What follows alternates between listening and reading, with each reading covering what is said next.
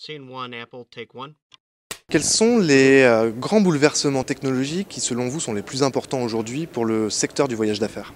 Aujourd'hui, ce qui touche beaucoup le corporate dans les innovations technologiques, c'est tout ce qui est trait au open booking, ce qui a trait à la revisite du moyen de paiement et la façon d'intégrer les nouveaux acteurs et la captation de l'information. D'accord.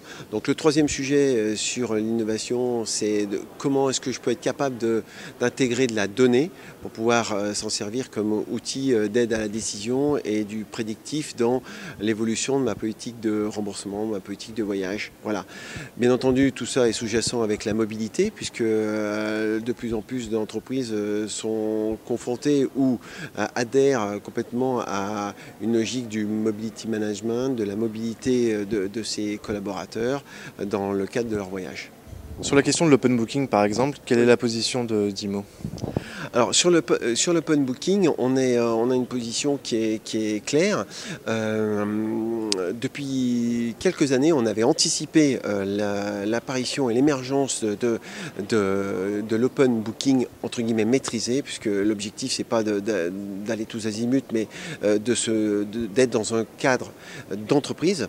On a développé ce qu'on appelle un travel hub depuis quelques années, qui est un hub de communication qui a pour vocation justement de pouvoir permettre à une entreprise d'être libre sur ses choix de travailler avec tel ou tel acteur, soit à travers son agence de voyage, soit directement.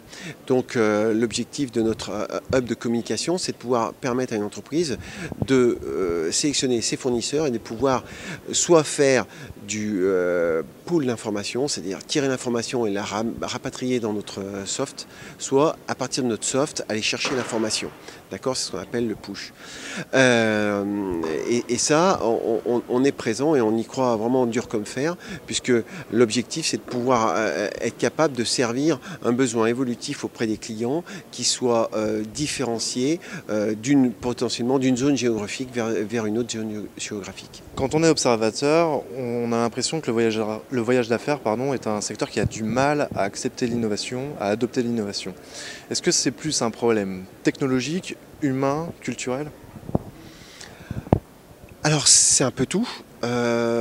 Au départ, c'était organisationnel, c'était un mode de fonctionnement qui était d'un certain tonneau, qui était particulier. C'est-à-dire, grosso modo, les gens qui produisaient du service n'étaient pas rémunérés de leur service. Donc ça, c'était vraiment atypique. Donc ça a changé avec les FIS qui sont apparus. Bien entendu, la technologie et l'émergence de l'Internet, des modèles start-up, des éditeurs comme nous qui, bien sûr, étions start-up au départ, mais qui avons développé notre business et on garde cet esprit start-up, eh bien, ces gens-là ont apporté la technologie. D'accord, donc qui a amené bien entendu un mieux-être et un meilleur fonctionnement au niveau de l'entreprise. Par contre, effectivement, une entreprise, elle se doit de faire évoluer aussi les mentalités. Donc bien entendu, il y a les gens qui sont présents, il y a les gens qui rentrent, les fameuses générations Y, Z, etc., qui font que, eh bien, il y a une évolution qui se fait un peu à marche forcée. Mais clairement, il ne faut pas vouloir tout faire et n'importe comment. C'est pas parce qu'il y a des choses qui existent qu'elles font sens dans le cadre de l'entreprise. D'accord. Donc il faut savoir raison garder. Nous, l'objectif, c'est qu'on puisse rendre un service à l'entreprise qui est de leur permettre d'être présents dans le cadre de leur évolution, tant au niveau humain, accompagner les gens dans la conduite de changement, tant qu'au niveau de l'organisation, au niveau de l'entreprise, pour pouvoir choisir tel ou tel acteur et de pouvoir faire en sorte que l'entreprise grandisse et nous, on l'accompagne. Une dernière question, à votre avis, que proposera Dimo Software dans 5 ans? Ah, c'était une bonne question. Étant donné l'évolution de la technologie, étant donné l'évolution des métiers, étant donné l'évolution des fournisseurs, etc., c'est dur de répondre à cette question, puisqu'on est dans un domaine d'activité où il y a beaucoup de mouvements, il y a beaucoup Il faut être réactif, il faut être intelligent, flexible. Et bon, on s'attache à l'être au quotidien et justement d'accompagner les entreprises vers des tendances qu'ils souhaitent intégrer dans le cadre du voyage d'affaires.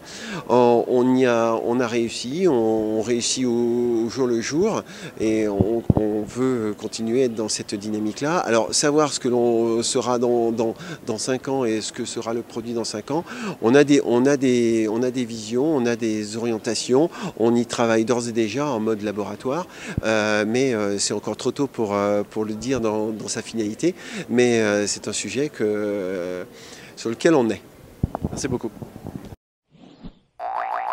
Scene one, Apple, take one.